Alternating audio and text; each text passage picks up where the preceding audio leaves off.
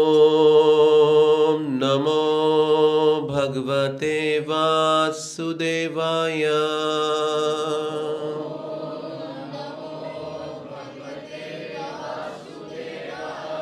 ॐ नमो भगवते वासुदेवाय।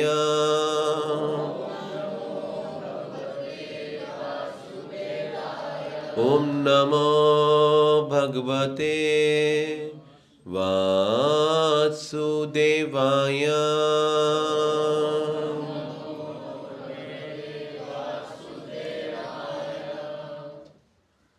पढ़ रहे हैं श्रीमद् भगवद गीता यथारूप के अध्याय 1 से। अध्याय का शीर्षक है कुरुक्षेत्र के युद्ध स्थल में सैन्य निरीक्षण। श्लोक संख्या 13 व 14 दोनों पढ़ेंगे।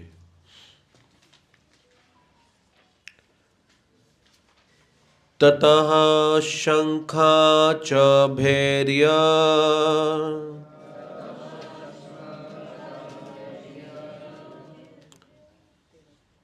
चापनव आनक गोमुख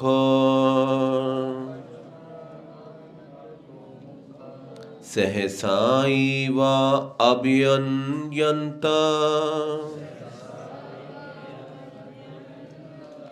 सशब्द तुमुल अभवत।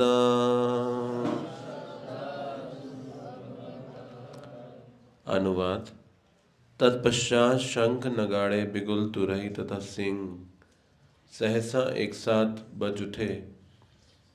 वह संवेद स्वर अत्यंत कोलाहल पूर्ण था। 14। तथा श्वेतैर्हि युक्ते महती शयनंदने स्थितो माधवा पांडवाश्चैव दिव्यो शंको प्रदद्मतु।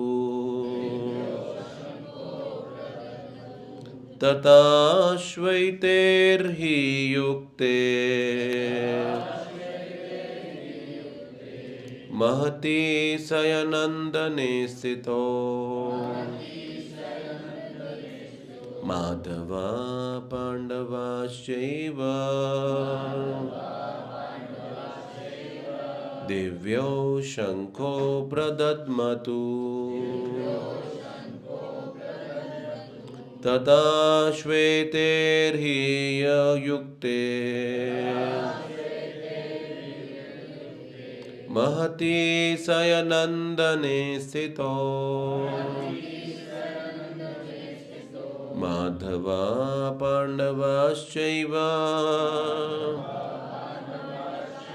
दिव्यो शंखो प्रदद्मतु। शब्दार्थ। ततः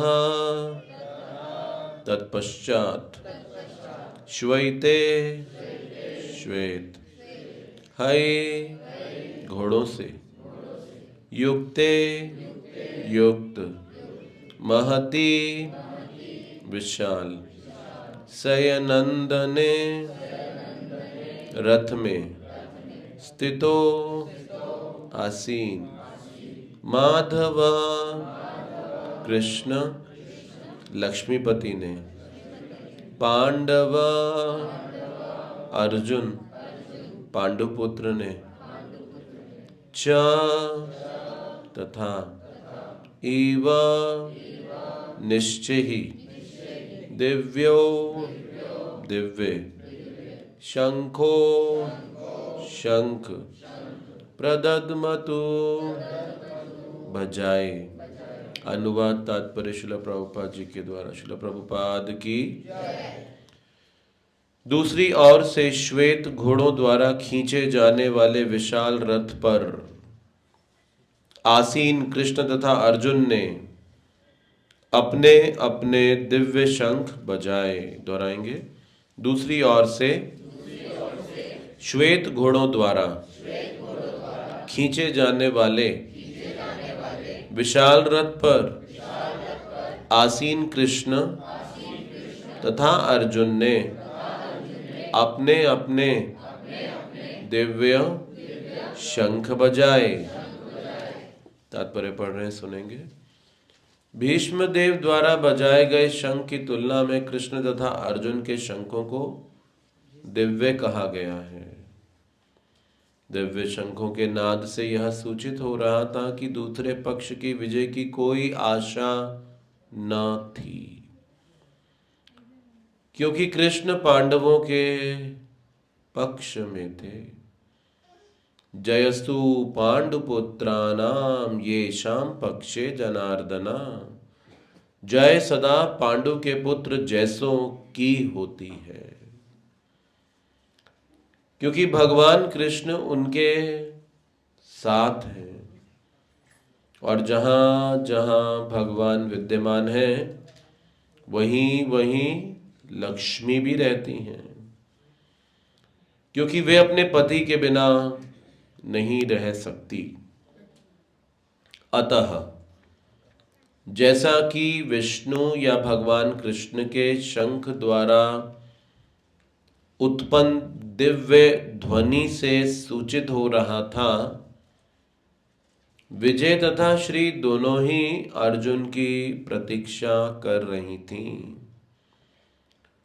इसके अतिरिक्त जिस रथ में दोनों मित्र आसीन थे वह अर्जुन को अग्नि देवता द्वारा प्रदत्त था। इससे सूचित हो रहा था कि तीनों लोकों में जहां कहीं भी यह जाएगा वहां विजय निश्चित है। ओम अज्ञानतिमिरन्धस्य ज्ञानांजन शलाकया चक्षुरुन्मीलितं येन तस्मै श्री गुरवे नमः। श्री चैतन्य मनोभीष्टं स्थापितं येन भूतले स्वयं रूप कदा मह्यं ददाति स्वपदान्तिकं। वन्देऽहं श्रीगुरु श्रीयुतापदकमलं श्रीगुरून् वैष्णवांश्च श्रीरूपं साग्रजातं सहगना रघुनाथान्वितं तं सजीवं सावधूतं परिजन सहितं कृष्ण चैतन्य देवं श्रीराधा कृष्ण पादान् सहगन ललिता श्री विशाखनिवितांश्च। हे कृष्ण करुणा सिंधु दीनबंधु जगतपते गोपेश गोपिका कांत राधाकांत नमस्तुते। तप्त कांचन गौरांगी राधे वृंदावनेश्वरी वृषभानुसुते देवी प्रणमामि हरिप्रिये। वाञ्छकल्पतरुभ्यश्च कृपा सिन्धुभ्यैव च पतितानां पावनेभ्यो वैष्णवेभ्यो नमो नमः।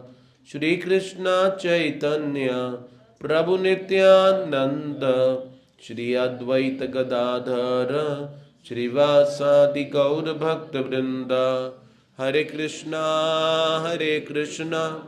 कृष्ण कृष्णा हरे हरे, हरे राम राम राम हरे हरे। नमो विष्णुपादाय कृष्ण पृष्ठाय भूतले श्रीमते भक्ति वेदांत स्वामिनिति नामिने। नमस्ते सारस्वते देवे गौरवाणी प्रचारिणे निर्विशेष शून्यवादी पश्चात देश तारिणे। तथा श्वेतेर्हे युक्ते महती सायनंदने स्थितो माधवा पांडवाश्चैव दिव्यो शंखो प्रदद्मतु। हरे कृष्णा। आप सबका फिर से हार्दिक अभिनंदन करते हैं। आज इन श्लोकों में श्रीमद् भगवद गीता के पहले अध्याय से तो जब भीष्म देव ने अपने सिंह सी गर्जना करने वाले शंख को बजाया था तो इससे दुर्योधन को हर्ष हुआ। तो दुर्योधन ने भीष्म देव से आकर उन्हें उकसाया, उन्हें प्रेरणा दी अपने शब्दों के जाल से, जो कि वो कि एक कूटनीतिज्ञ था, और अपनी सेना को निर्देश किया कि सभी अपने अपने मोर्चों पर खड़े होकर भीष्मदेव को सुरक्षा प्रदान करें। और इसके उपरांत भीष्मदेव ने कुछ शब्द नहीं कहे, सीधा अपना सिंह सी गर्जना करने वाला शंख बजा दिया। ये उनका उत्तर था। और इसके पश्चात पूरी कौरव सेना में शंख, नगाड़े, बिगुल, तुरही, सिंह सहसा एक साथ बज उठे और ये बड़ा कोलाहल पूर्ण था। अब जो 14वां श्लोक हम आज पढ़ रहे हैं, जो कि आज की चर्चा का विषय है, जहां कहा जा रहा है तथा श्वेतेर हे युक्ते, तो अब सफेद घोड़ों के द्वारा खींचे जाने वाले रथ पर बैठ के माधवा पांडवाश्चैव, तो दो लोग इन सफेद घोड़ों द्वारा खींचे जाने वाले रथ पर बैठ के प्रवेश कर रहे हैं। और ये दो लोग कौन हैं? माधव पांडवश्चैव। तो माधव कृष्ण है और पांडव यहां पर अर्जुन के लिए उपयोग किया गया है। तो कृष्ण व अर्जुन 5 सफेद घोड़ों के द्वारा खींचे जाने वाले रथ पर बैठकर युद्ध के मैदान में प्रवेश कर रहे हैं। और ये पहला श्लोक है पूरी गीता का, जहां पर कृष्ण का नाम पहले अध्याय में पहली बार आया है।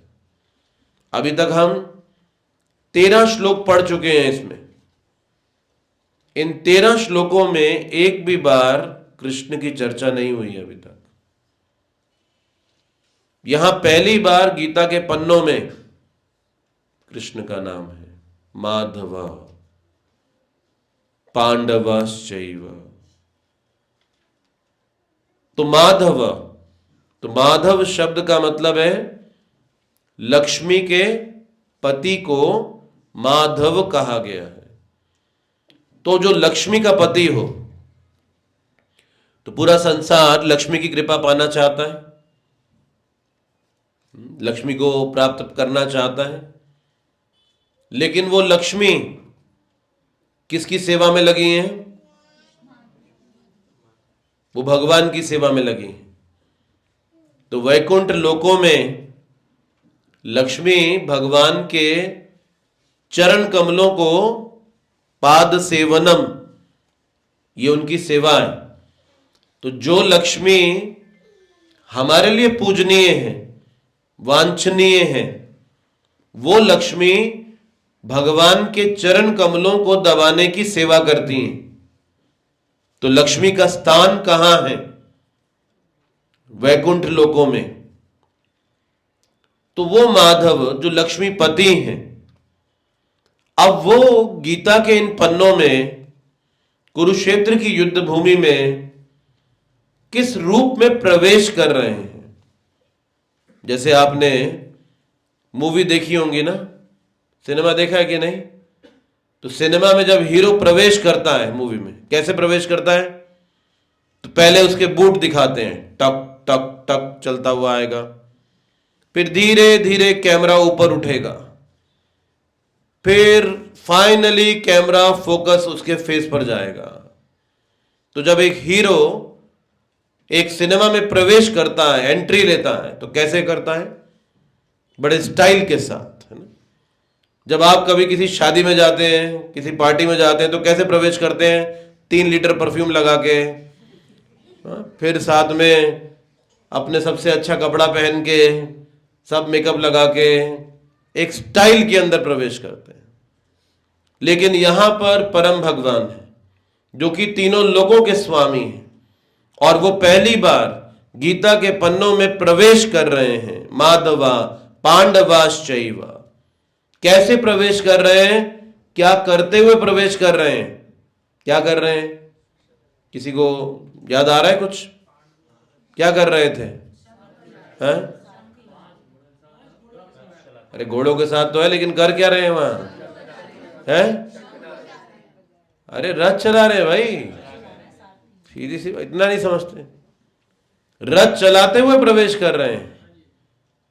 नाम नहीं है उनका पार सारथी, तो सारथी का मतलब क्या है, रथ चला रहे हैं, तो रथ चलाते हुए प्रवेश कर रहे हैं। अब बताइए आप, कौन सा व्यक्ति जो कि लक्ष्मीपति है यहां, तो कौन सा व्यक्ति अपने सेवक की सेवा करते हुए प्रवेश करेगा? कोई ऐसा होगा जो बोलेगा ड्राइवर को कि तुम पीछे बैठ जाओ, गाड़ी में चलाऊंगा? कौन सा मालिक ऐसा करेगा? लेकिन यहां पे तीनों लोगों का मालिक क्या कर रहा है, अपने सेवक की सेवा कर रहा है और रथ को खुद खींचता हुआ लेकर आ रहा है। तो भगवान जब पहली बार गीता में प्रवेश कर रहे हैं तो किस तरह से प्रवेश कर रहे हैं? अपने सेवक की सेवा करते हुए प्रवेश कर रहे हैं। तो इस श्लोक में भगवान ने कोई उपदेश नहीं दिया, लेकिन अपने प्रवेश करने के तरीके से बहुत बड़ा संदेश दे दिया है। तो गीता सिर्फ शब्दों से नहीं सिखाएगी आपको, यहां पर भगवान क्या कर रहे हैं आप इससे भी सीखेंगे। कहीं पर सिर्फ वेद व्यास जी प्रस्तुत करेंगे, प्रसन्न ईवा, भगवान स्माइल करेंगे, उसके ऊपर भी बहुत बड़ा टीका आएगा कि भगवान मुस्कुराए क्यों। अब हम दिन भर मुस्कुरा रहे हो, कोई कुछ पूछता भी नहीं हमको, लेकिन भगवान एक बार मुस्कुराते हैं तो उसके ऊपर भी आचार्य लोग कई पन्नों की टीकाएं लिख देते हैं उठा के। ये है भगवान, जिनका एक एक एक्शन, एक एक कार्य कितने गुणगान का विषय है अपने आप में। तो इसीलिए उनके समान असम अऊर्ध्व, उनसे ऊपर व ना उनके समान इस पूरी सृष्टि में कोई नहीं हो सकता। तो वो माधव पांडवाश्चैव दिव्य शंखो प्रदत्त मतु, वो प्रवेश कर रहे हैं अपने सेवक की सेवा करते हुए। अब भगवान ने इसी तरह से प्रवेश करने का तरीका क्यों ढूंढा? कोई और भी तो तरीका हो सकता था ना भगवान के लिए प्रवेश करने का। वो ऐसे ही क्यों आ रहे हैं? कैसे भी आ सकते थे। तो भगवान दिखा रहे हैं कि ये हमें उनके साथ करना है। क्या करना है उनके साथ? उनकी सेवा में अपने जीवन को व्यतीत करना है। ये हमें उनके साथ करना है। तो जीवेरे स्वरूप होए कृष्णेर नित्य दास, जीवात्मा का स्वरूप क्या है, उसकी संवैधानिक स्थिति क्या है?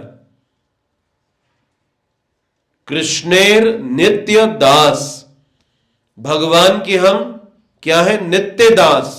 नित्य दास का मतलब क्या है? हमेशा थे, हमेशा हैं और हमेशा रहेंगे, और हर समय नित्य दास। जैसे प्रभुपाद जी पूरी रात भर नहीं सोते थे, ऐसा नहीं कि उनको रोग था कोई, कई लोगों को इंसोमिया होता है जिसके कारण उनको रातों को नींद नहीं आती। वो रात भर बैठ के जो हम आज पढ़ रहे हैं आपके साथ, ये लिखा करते थे। तो आप कहेंगे दिन में क्यों नहीं लिखते थे? दिन में अलग अलग जगहों पे भ्रमण करके प्रचार कार्य करते थे, उपदेश देते थे, मंदिर बनवाते थे, अनेक तरह से तरीकों से लोगों को कृष्ण भावना पहुंचाते थे। तो 24 घंटे सेवा करते थे। तो प्रभुपाद जी रात में एक दिन 1 बजे अपने कमरे में, और यह घटना है कृष्ण बलराम मंदिर जो कि इस्कॉन का मंदिर है वृंदावन में, रमन रेती पे। तो वहां पे प्रभुपाद जी का क्वार्टर है मंदिर के पीछे ही। जहां प्रभुपाद जी रहते थे, तो रात के 1 बजे अपने कमरे में घंटी बजाने लगे। तो घंटी बजाते थे तो सेवक, उनका शिष्य बाहर होता था, सोता था वो, और प्रभुपाद जी को आवश्यकता होती थी, दौड़ के अंदर आता था। तो प्रभुपाद जी ने रात को घंटी बजाई और सेवक को घंटी नहीं सुनाई दे रही क्योंकि वो रात के 1 बजे सो रहा है। प्रभुपाद जी ने फिर बजाया, तीसरी बार बजाया, चौथी बार बजाया, 5वीं बार बजाया, तो उसको हल्की हल्की, उसे लगा जैसे वो सपना देख रहा है, प्रभुपाद जी घंटी बजा रहे हैं, उसे लगा उसे सपना देख रहा है वो, और उसकी नींद नहीं टूट रही है, इतनी गहरी नींद में सोया है। तो फिर से बजाया तो उसको लगा कुछ शायद प्रभुपाद जी तो नहीं बजा रहे, तो नींद खुली तो दौड़ता हुआ आया। तो प्रभुपाद जी ने क्रोधित होकर कहा, क्यों नहीं आया इतनी देर से? तो उसने घड़ी देखी अपनी और रात के 1 बजे हैं। बोला, प्रभुपाद जी आधी रात है, मैं सो रहा था। तो प्रभुपाद कहते हैं, मैं तो नहीं सो रहा। अब ये प्रभुपाद जी 70 साल के थे उस समय और वो सेवक 20 साल का। तो प्रभुपाद जी कहते हैं, मैं तो नहीं सो रहा। तो प्रभुपाद जी को भक्त कहता है, प्रभुपाद जी क्योंकि आप तो परमहंस हैं, परमहंस भक्तों में सबसे महानतम कोटि के भक्त को कहा जाता है। तो प्रभुपाद जी कहते हैं पलट के, तुम क्यों नहीं हो? यानी कि तुम ऐसा जीवन क्यों नहीं जीते जिससे तुम भी परमहंस बनो? और इसलिए आचार्य हमारे बीच में आते हैं, हम सबको परमहंस बनाने के लिए। भगवान अपने प्रतिनिधियों को हमारे बीच में भेजते हैं ताकि हम सब उनके प्रिय भक्त बन सकें। तो प्रभुपाद जी इस अपनी लीला से एक संदेश दे रहे थे कि तुम क्यों नहीं हर समय कृष्ण की सेवा में लगे हो। तो 2 ही परिस्थिति है हमारे सामने, या तो हम माया की सेवा करेंगे या फिर हम कृष्ण की सेवा करेंगे। बीच में कोई स्थिति नहीं हो सकती। या तो आप माया की सेवा में लगेंगे या फिर आप कृष्ण की सेवा में लगेंगे। और आप जिस समय कृष्ण की सेवा में नहीं है तो आप किधर हैं? माया की सेवा में। और माया क्या है? जो कि नहीं है। तो माया की परिभाषा क्या है? जो नहीं है, मतलब हम ऐसा कर रहे हैं जिसका कोई परिणाम नहीं, जो सिर्फ एक भ्रम है, जैसे स्वप्न देखने के समान। तो इसीलिए जब कहा जाता है कि जीवेरे स्वरूप होए कृष्णेर नित्य दास, नित्य दास का मतलब है कि हमारा स्वरूप क्या है? नित्य भगवान की सेवा में होना। क्योंकि हम ऐसा नहीं करते, इसीलिए हमारे जीवन के अंदर अनावश्यक चुनौती, कठिनाई, परेशानियां, असंतोष आदि का हमें सामना करना पड़ता है। तो यह अर्थ हुआ कि जैसे मानिए कि अगर एक कोई मशीन में कोई उसका मशीन का पार्ट है, उसका कोई अंश है, कोई नट बोल्ट कुछ भी, अब वो अगर मशीन से बाहर निकाल दो आप, अब उसकी उपयोगिता क्या है बताइए? वो निरुपयोगी है, उसका और कोई उपयोग किया ही नहीं जा सकता। जब तक वो पार्ट मशीन का उस मशीन के उस भाग में जाकर ना लगे, तब तक वो पार्ट निरुपयोगी, अनुपयोगी हो गया। उसी प्रकार से हम सब जीवात्मा भगवान के अंश हैं। गीता में भगवान 15वें अध्याय में ये बात कहेंगे, ममे वांछ जीव लोके जीवभूत सनातन। हम उनके अंश हैं। कितने समय के लिए? सनातना। सनातन का मतलब क्या होता है? हमेशा। ऐसा नहीं कि अंश थे, अब हमारा रिश्ता टूट गया, अब हम अंश नहीं रहे। हमेशा के लिए अंश। तो हम अंश हैं, एक पार्ट की तरह। हमारी उपयोगिता क्या है? भगवान की सेवा में होने की। और जब हम भगवान की सेवा में होंगे, ये जीवन क्या होगा? उपयोगी, मूल्यवान, इसकी कुछ वैल्यू होगी। जैसे प्रभुपाद जी कहते थे कि मान लीजिए आपके पास एक शून्य है, 0, और फिर आपने एक और 0 इकट्ठा कर लिया, 2 0, तो 2 0 कितने हो गए बराबर? इक्वल करेंगे तो कितना होगा? अच्छा, अगर 3 0 करें तो, 4 0 करें तो, 5, 10, 1000, 1 लाख, 1 करोड़, जितने मर्जी शून्य बढ़ाते जाओ, इक्वल टू क्या होगा? अब इन सब 0 के आगे 1 लगा दो। मान लीजिए आपके पास एक 0 है, आपने 1 लगा दिया, अब क्या हुआ? अब एक और 0 लगा दो तो 3 0, 4 0, 5 0, मूल्य बन गया कि नहीं बन गया? तो प्रभुपाद जी कहते हैं ये संसार की हर उपलब्धि क्या है? 0। आपने कुछ भी जीवन में हासिल किया है, चाहे आप कुछ भी क्यों ना हो, आप किसी भी स्तर पे क्यों ना हो, 0 है। क्यों? क्योंकि जब ये जीवन त्यागेंगे, ना आपकी डिग्री, ना आपका पैसा, ना आपका परिवार, ना आपका संबंध, ना आपकी पोजीशन, ना आपकी सुंदरता, ना आपका गर्व, ना आपकी संपत्ति, सब 0। तो इस संसार की उपलब्धि की तुलना कैसे की गई है? 0, 0। तो मान लीजिए आपने 3 उपलब्धियां इकट्ठी की, मतलब कितने 0? 3, इक्वल टू, और कृष्ण एक है। कृष्ण, अब आपके पास एक उपलब्धि है और आपके पास एक है, तो क्या हो गया? आप 2 उपलब्धि, 3 उपलब्धि, 4 उपलब्धि। अब इसकी वैल्यू है, इसका मूल्य है जीवन में। इसीलिए हम सबका मूल्य भगवान की सेवा में ही है। हम सबकी उपयोगिता भगवान की सेवा में ही है। तो हम अंश हैं, जब तक हमारा संबंध अंशी के साथ स्थापित नहीं होगा, हमारे स्रोत के साथ स्थापित नहीं होगा, तब तक हमारी कोई उपयोगिता नहीं। और यही पूरी मानव जाति के असंतोष का मूल कारण है। तो जब तक हम अपने टूटे हुए संबंध को भगवान के साथ पुनर्स्थापित नहीं कर लेते, तब तक ये जीवन निरुपयोगी है, इसका कोई मूल्य नहीं है। भले ही हम उसे विशेष माने, ये मात्र हमारी कल्पना है, पर कल्पना आपको संतुष्टि नहीं दे सकती। उसके लिए आपको तत्व चाहिए, सब्सटेंस चाहिए, कुछ ठोस चाहिए जो आपको संतोष दे सके।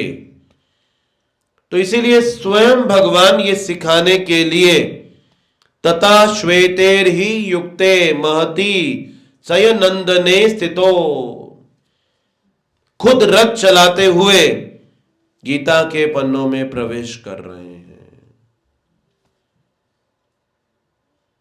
ये संदेश देने के लिए कि हम सब को ये करना है, हम सब बनाए गए हैं इसलिए।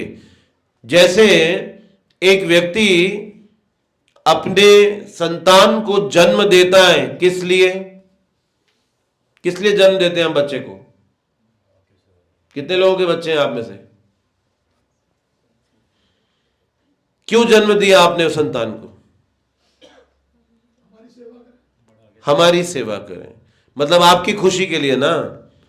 तो हम संतान को जन्म देते हैं अपनी खुशी के लिए, तो भगवान ने हमें बनाया उनको खुशी देने के लिए। अब मान लीजिए आपने संतान को जन्म दिया है आपको खुशी देने के लिए, लेकिन वो आपके सुख की बजाय आपके दुख का कारण बने तो? जिस संतान को हमने जन्म दिया वो हमें सुख देने के बजाय हमें दुख देने का कारण बने, उसी तरह से भगवान ने हमें उत्पन्न किया उनको सुख देने के लिए। उनको सुख देने की तो बात छोड़ो, आज तो यही प्रश्न लगाते क्या वास्तव में भगवान है भी या नहीं। मतलब संतान कहे पिता है भी या नहीं, मां है भी या नहीं। उसी तरह से हम ये प्रश्न उठाते हैं क्या वास्तव में भगवान है भी या नहीं। तो हमारा निर्माण ही भगवान को सुख देने के लिए किया गया है। और जैसे ही हम भगवान को सुख देने की बजाय खुद सुख भोगने का काम करेंगे, अब ये हमारे जीवन में दुख को प्रवेश करवाएगा। तो गीता के सिद्धांत के अनुसार एक ही भोक्ता है, और वो कौन है? भोक्ताराम यज्ञ तपसाम सर्वलोका महेश्वर। एक ही भोक्ता। इसलिए मीराबाई जब वृंदावन में पहली बार आई तो एक बहुत बड़े संत थे, उनके दर्शन के लिए जब गई तो उनकी कुटिया के बाहर रुकी तो उनके सेवक ने कहा आप अंदर नहीं जा सकते, पहले पूछना होगा। तो वो बाहर आया सेवक पूछ के, और वो क्या कहता है? वो आपसे मिलना नहीं चाहते। तो मीराबाई ने कहा क्यों? बोला उनका नियम है कि वो किसी स्त्री से नहीं मिलते। तो मीराबाई कहती है मैंने तो सुना था वृंदावन में केवल एक ही पुरुष है, ये दूसरा किधर से आ गया? यानी कि एक ही पुरुष का मतलब क्या है? भोक्ताराम यज्ञ तपसाम सर्वलोक महेश्वरम। एक ही पुरुष। तो अगर हम भोक्ता बनने की कोशिश कर रहे हैं तो ये हमारे जीवन में कठिनाइयां लाएगा। तो हमारा सुख भगवान को सुख देने में है। हम सुखी होंगे जब हम भगवान को सुख देंगे। और ये सिखाने के लिए भगवान 18 दिन तक स्वयं अर्जुन अपने भक्त की सेवा कर रहे हैं, स्वयं रथ चला रहे हैं, गीता के पन्नों में रथ चलाते हुए प्रवेश कर रहे हैं कि ये कार्य हमें करने के लिए भगवान ने हमें बनाया है। और जब तक हम इस साक्षात्कार पे, इस अभ्यास पे नहीं पहुंच जाएंगे, भले आप अपने जीवन में कितना भी आयोजन क्यों ना कर लें, हमेशा कुछ ना कुछ ऐसा रहेगा जो आपकी चिंता का कारण बना रहेगा। कुछ एक ऐसा निकल आएगा जीवन में हर समय जो आपको परेशान करता रहेगा, बैठे बिठाए आएगा, आपको बुलाने नहीं जाना पड़ेगा। सब कुछ होगा ठीक ठाक, पर कुछ एक रीजन निकल जाएगा, देखना, कुछ एक कारण। अब हिरण्यकशिपु नाम सुना है हमने कि नहीं? अब हिरण्यकशिपु इतना बड़ा असुर था कि उसने सब देवताओं तक पे अपने आधिपत्य को साबित कर दिया। देवलोकों से सब देवताओं को भगा दिया, खुद शासन करने लगा। इतना बड़ा असुर था वो। लेकिन उसके घर में ही एक ऐसा था जो उसकी बात नहीं सुनता था, प्रहलाद महाराज। सब कुछ ठीक होते हुए एक कारण था हिरण्यकशिपु की चिंता का, उसका खुद का पुत्र। महाराज दशरथ 60,000 साल तक शासन कर रहे थे अयोध्या में,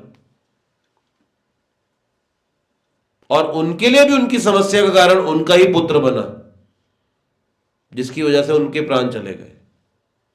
कुछ चाहे हम भगवान के पिता भी क्यों ना बन जाए इस संसार में, दशरथ महाराज भगवान के पिता बने, उनके जीवन में भी प्रॉब्लम थी। कुछ ना कुछ रहेगा रीजन जो आपको चैन से बैठने नहीं देगा।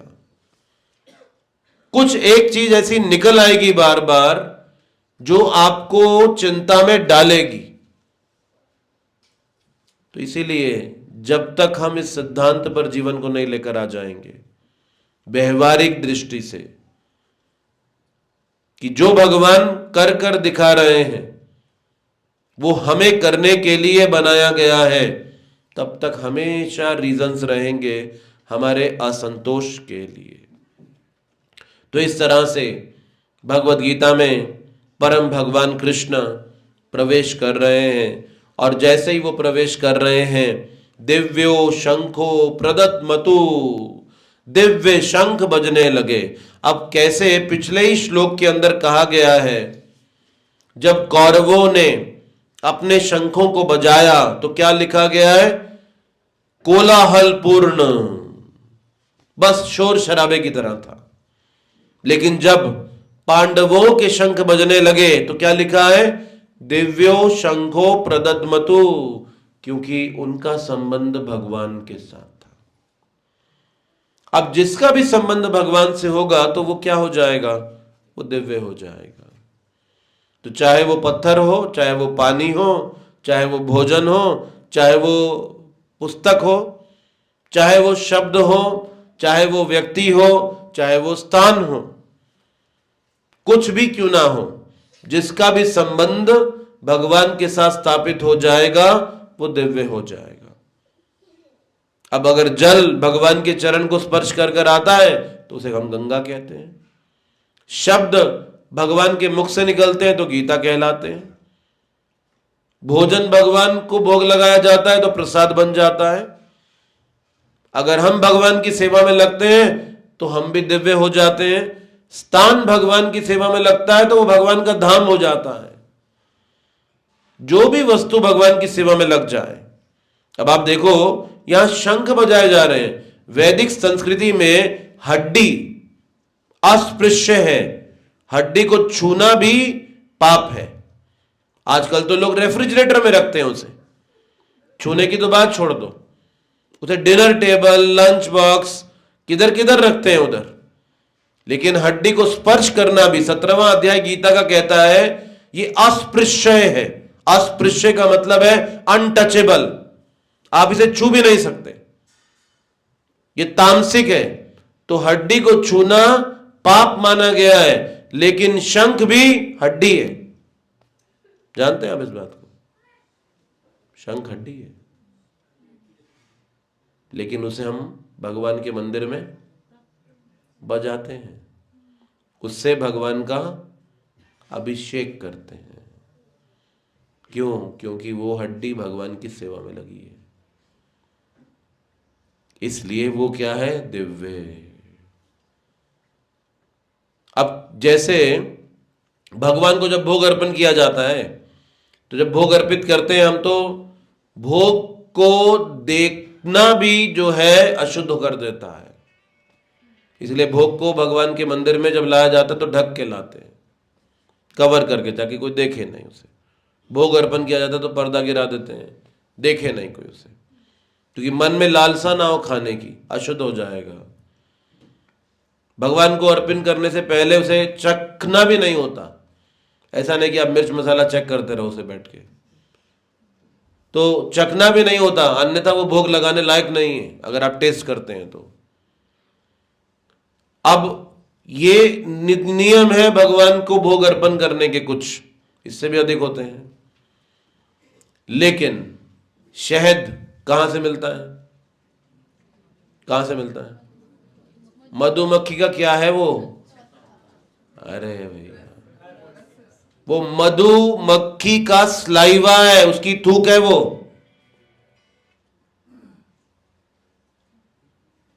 और उससे हम भगवान का अभिषेक करते हैं। दिव्यो शंखो प्रदद्मतु। तो क्या क्या पूजनीय है और क्या निंदनीय है, इसकी परिभाषा शास्त्र देता है। जो कुछ भी भगवान की सेवा में जुड़ी है वो दिव्य है, उसको दिव्य धरातल पर देखा गया है, क्योंकि उसका संबंध किससे है, परम भगवान से है। जैसे पारसमणि, तो पारसमणि जिसको भी स्पर्श कर दे उसको वो अपने जैसा बना देती है। उसी प्रकार से भगवान का संबंध पारसमणि के समान है और उनके स्पर्श में आके हम भी दिव्य हो जाते हैं। जब हम अपने संबंध को भगवान के साथ स्थापित करेंगे, ये हमारा मानव जीवन भी दिव्यता को प्राप्त करता है और ऐसे जीवन में जितना भी अशुभ है वो चला जाता है, वो दूर हो जाता है। तो इसलिए भगवद गीता हम सब के अशुभ जीवन को शुभ बनाने के लिए प्रस्तुत की गई है।